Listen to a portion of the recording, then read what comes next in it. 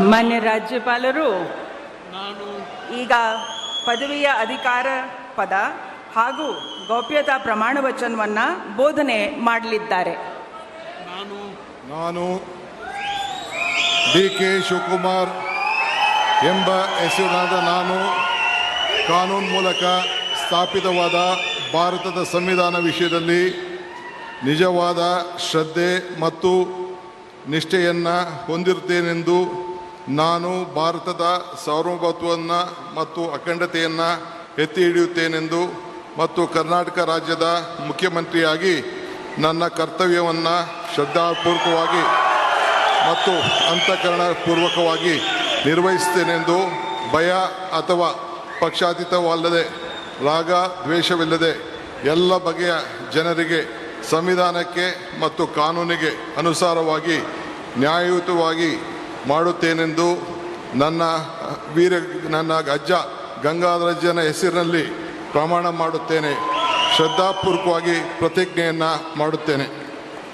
ಮಾನ್ಯ ಮುಖ್ಯಮಂತ್ರಿಗಳು ಈಗ ಪ್ರಮಾಣ ವಚನಕ್ಕೆ ಸಹಿ ಮಾಡಲಿದ್ದಾರೆ.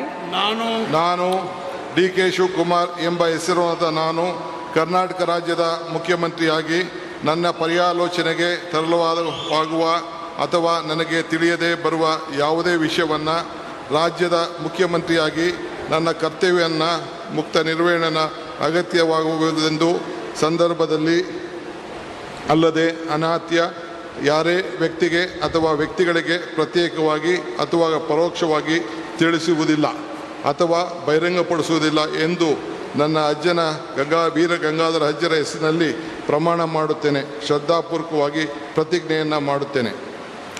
ಧನ್ಯವಾದಗಳು ಸರ್.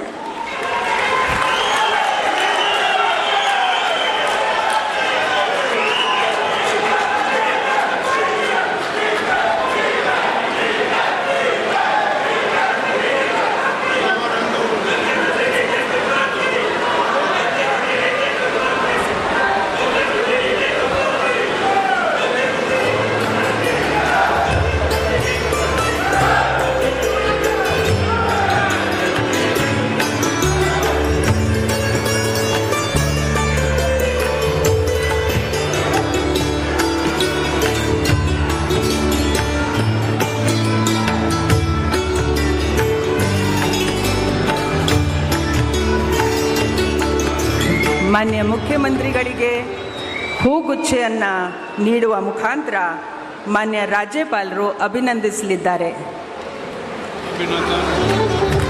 ಚಪ್ಪಾಳೆಯೊಂದಿಗೆ